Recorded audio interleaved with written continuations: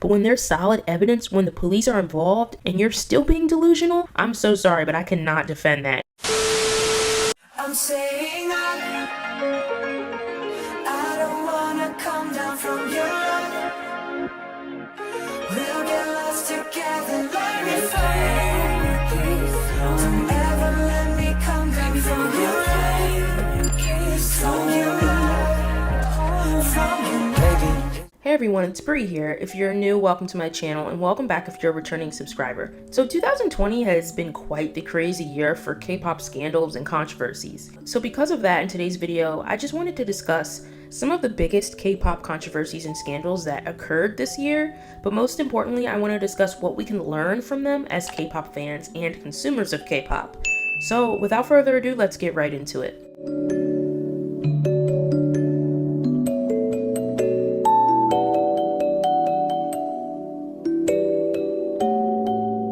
So the first K-pop scandal I want to talk about is the whole situation with Woojin. Now this actually occurred in 2020, but more details started to come to light in 2021. So because of that, I just want to revisit this scandal. So if you're not familiar with what happened, you can definitely check out my numerous videos on the topic. But just to quickly summarize it for this video, anonymous Twitter accounts accused Woojin of SA back in September of 2020, about a year after he announced that he was leaving Stray Kids for personal reasons. Now when this happened, the internet exploded. Most fans believed the allegations, only for it to be debunked later. Basically, a bunch of cubs or fans of Woojin banded together. They put a lot of the pieces together. They did some cyber investigation, and they realized that all of these allegations from these anonymous Twitter accounts were actually from a bunch of Brazilian anti-fans who were angry at Woojin for leaving Stray Kids so suddenly, and they came up with this whole plot to drag him down. Since then, Woojin's company 10X Entertainment has pursued legal actions against these anti-fans. They've even released a documentary explaining what happened.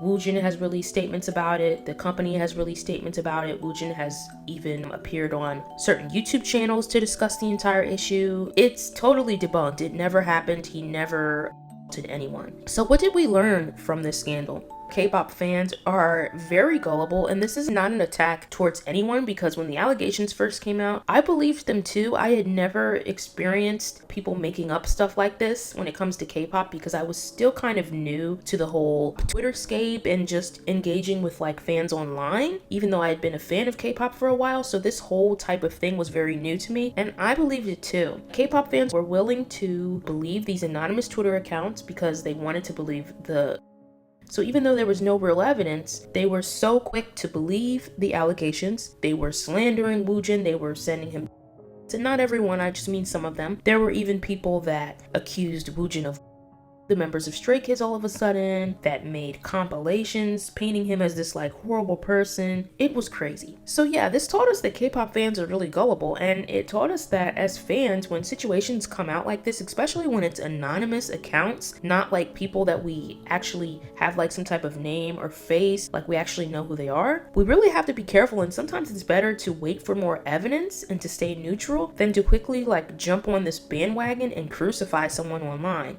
especially for it to just come out at the end that this person didn't do anything wrong. This also taught us that yes, we do need to believe victims, but we also need to use critical thinking to determine when a story is credible and when it isn't. Of course you want to believe, but you also want to be aware that there are people like this who sadly will use SA as a weapon. And even though that's disgusting and it's a slap in the face to actual, unfortunately, that's the reality of things. And another thing that we learned from this situation is, regardless of the fact that these allegations were completely debunked and that these anti-fans are being sued by the company, there are still some people that are set on hating Woojin regardless of that fact.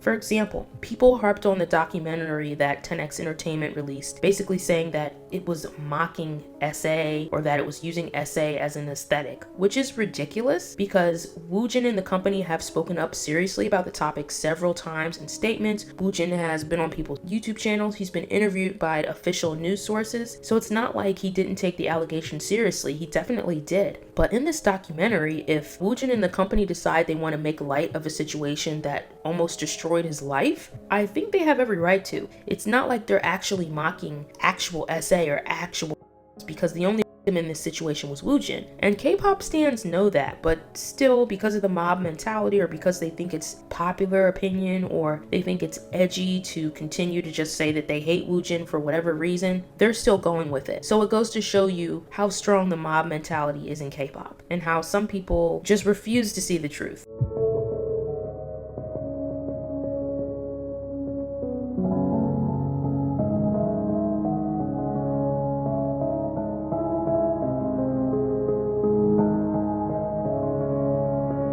The second controversy I want to talk about is Hyunjin. So as you know, earlier this year, an individual who went to school with Hyunjin during middle school accused him of, and because of that, Hyunjin actually released an apology. JYPE put him on hiatus for quite a few months. They had him do community service. He missed out on a lot of promotion activities with Stray Kids, including their participation on Mnet's Kingdom Legendary War, but he did eventually come back from hiatus this summer. So what did this situation teach us? Well, once again, it reminded us that allegations in K-pop are no joke, okay? Hyunjin is probably the most popular member of Stray Kids. He's one of the most popular 4th gen idols. Not even someone like Hyunjin is immune to allegations. It's taken very seriously in Korea. And another thing that I think we learned from this situation is JYPE handled this situation very well. I think they did the right thing by putting Hyunjin on hiatus, letting him reflect, letting him do community service, giving him a good amount of time off before coming back, because like I said, the Korean public takes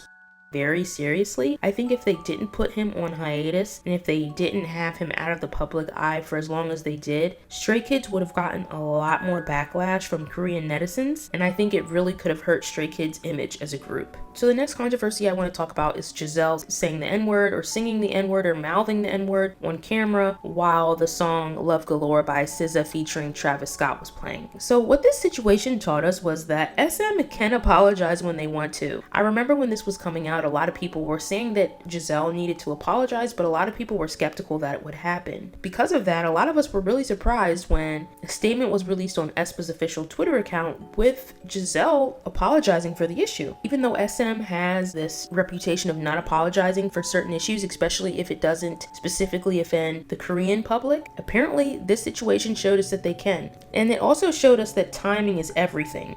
This happened to aespa, who is still a rookie group, who is still building their fan base, who SM really wants to market to the Western world and make a global group. So because of that, I think that's why they wanted Giselle to apologize as quickly as she did, so they could kind of dead the issue and move on and continue to push aespa to the West. I mean, if you look at when this happened, shortly after, what happened with aespa? They went to New York City for the Macy's Thanksgiving parade. They appeared on Nick Cannon's TV show. So obviously they wanted to address this issue because they want aespa to be successful in the West, and they can't have this controversy over their head if they want to continue to feed aespa to the West. It just wouldn't work out. It definitely shows that timing is everything, especially when you look at NCT 127's situation, where Jaehyun did something similar when he sang the lyrics to Amine and said the N-word. That was brushed under the rug at the time. NCT's fan base wasn't as big as it is today. They were just kind of starting out. They weren't that popular, so that was brushed under the rug, whereas aespa's situation with Giselle, that was handled very quickly. So the next thing I want to talk about is the Lucas situation. Lucas was accused of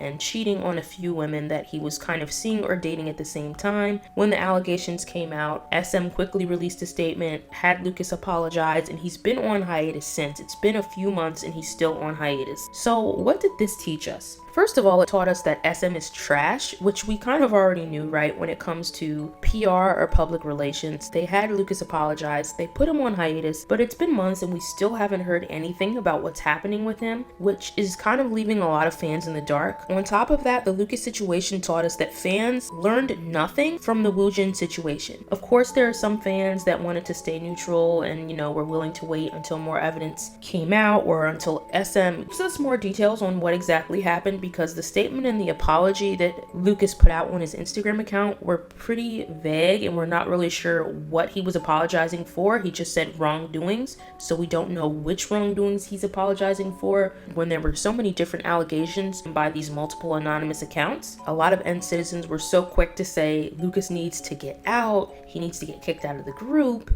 etc. They were quick to jump on the bandwagon, and it's really sad because for me personally, the Woojin situation really threw me for a loop, and after that I was like, I am staying neutral when situations like this until we have solid evidence, until the company is completely finished sorting things out. Since the allegations have come out, there have been a lot of Lucas's fans or Loomies who have worked together. They've actually put together a cyber investigation team, and through that investigation they were able to link the anonymous accounts who made the allegations against Lucas on Weibo, Twitter, etc. They were able to link those anonymous accounts to ssocings and fan sites, and one of those ssocings, a notorious ssocing who was known for stalking NCT even back to pre-debut. That fact alone, the fact that we know that that ssocing is tied to these allegations, should tell you a lot about the credibility of them.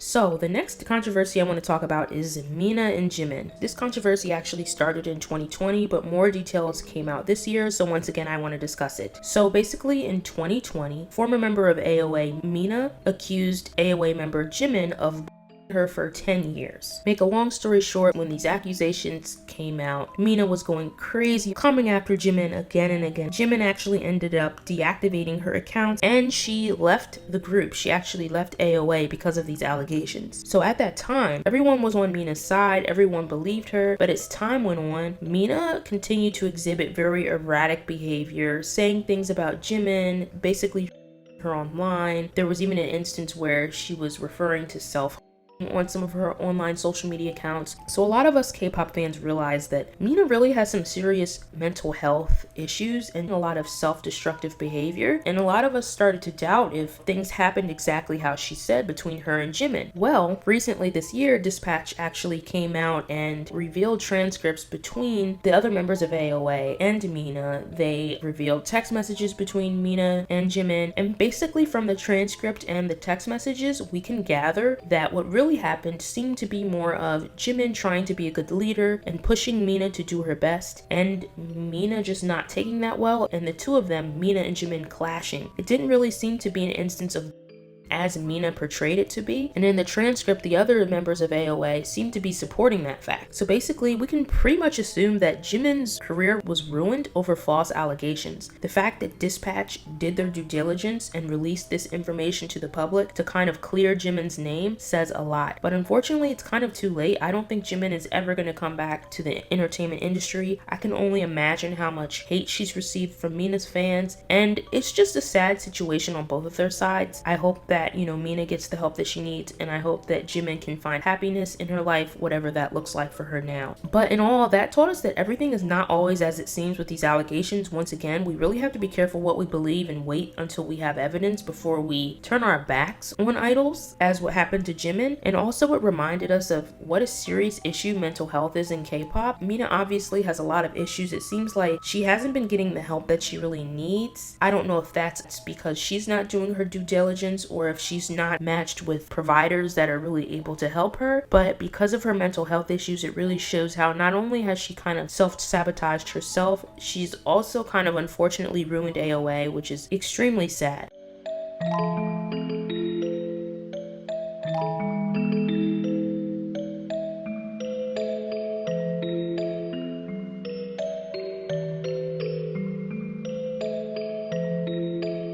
The next situation I want to talk about is pretty recent, and that is Fatu and Lea. If you're not familiar with what happened with Fatu and Lea are two members from the girl group Black Swan under DR Music. What happened in this situation is Leia's mother went to a Lea fan account on Twitter called Access Leia and basically told the fan account that Lea was being by Fatu. The Twitter account actually shared the conversation that they had with Leia's mother. Lea began liking and retweeting certain tweets that implied that she agreed with the allegations, but she didn't really say anything. Because of that, Fatu started to get a ton of hate from fans, specifically Leia's fans. Some of them were even calling her racial slurs and leaving monkey emojis, just being absolutely horrible towards her. And because of that, she actually spoke out and she pretty much aired Lea out and gave her account of what really happened. The two of them had a falling out, and it was not.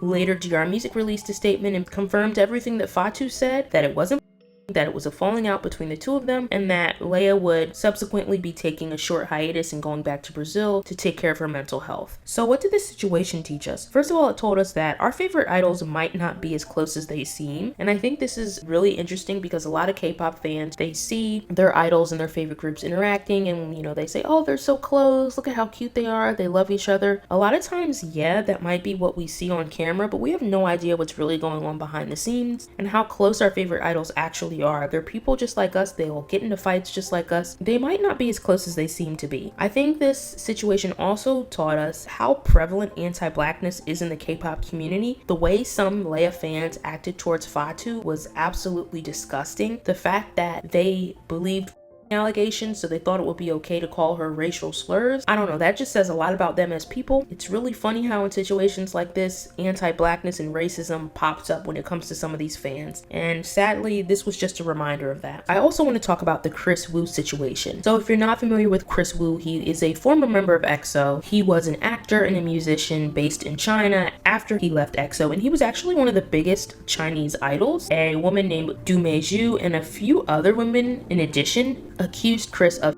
them and taking advantage of them. There were also some allegations that he did some things to minors, which was obviously a big deal. When the allegations first came out, he denied, but he eventually ended up being detained and officially arrested by the Beijing police. Criminal justice proceedings are still going on now. He's still in custody. So obviously, if you are detained and arrested, there's some truth to it. Like, you're in trouble. These aren't just some made up allegations that someone made up online. This is like a serious issue, and it'll be interesting to see if we get any updates on this situation. But this situation taught us that we do not know our idols. There are some situations where maybe there isn't enough evidence when allegations come out and you might want to stay neutral as a fan. But in a situation like this, when police get involved, you know that it's serious and you can't just say, oh, well, Chris would never do that, or he's not that type of person. No, the evidence speaks for itself. The police have evidence, and that's why he's in custody. And it also shows how some delusional fans will literally defend their idols to the end. There are still Chris Wu fan accounts on Twitter that are still tweeting about him every day, saying that they miss him, saying that this will all be resolved soon, and it's all lies. It's okay if you want to support your idol because, if you use maybe your critical thinking skills and you just have a gut feeling that maybe the allegations aren't true, or if you want to stay neutral, that's one thing. But when there's solid evidence, when the police are involved and you're still being delusional, I'm so sorry, but I cannot defend that. So the last controversy I want to discuss is the ENHYPEN HEESUNG situation. On one of the videos that ENHYPEN uploaded to their YouTube account, HEESUNG seemed to be singing to the song Love Galore and saying the N-word. Now, I have seen the clip multiple times. When I listened to it, it seems like HEESUNG was singing one thing, but then there was like some overlapping singing. So I wasn't really sure who was saying what, and I couldn't definitively say. But a lot of fans did say that they heard him say it. They thought that that's what they heard, and because of that, they were demanding that B-Lift or HYBE release a statement or address it in some way. HYBE did not do that. A statement was never released. It was pretty much brushed under the rug. I believe the video was taken down. The most alarming thing that happened was a lot of racism and anti-blackness that was thrown towards black fans on the weverse platform among some of the Hyunjin fandom. It was absolutely disgusting. There were references to racial violence such as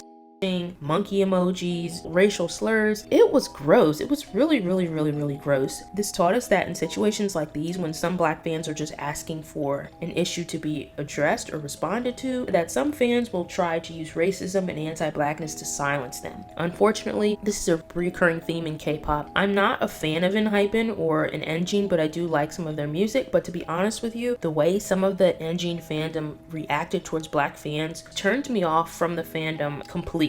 I'm not gonna lie. It's sad because that has nothing to do with the boys. It has to do with the fandom, and it doesn't have to do with all members of the fandom, but the way some of them acted was a huge turnoff. Alright, so that pretty much sums it up for this video. There have been so many more scandals and controversies that happened this year, but these are the main ones that I wanted to talk about because I felt like there were good takeaways for each one of them. So I hope you guys can keep these controversies and these scandals in mind as we go into a new year. Remember not to believe everything that you read immediately online. Sometimes it's best to critically think about it, see if it really makes sense to you, wait until more evidence comes out, but at the end of the day, you just have to use your own judgment. Thank you so much for watching, and let me know in the comments what K-pop controversy or scandal surprised you the most this year and why. I'd love to read your responses below. If you made it this far, make sure to join my Discord where you can keep in touch with me, and you can also engage with my other subscribers, other K-pop fans. Thanks again for watching, and I'll see you in the next video. Happy holidays and have a great new year. Bye!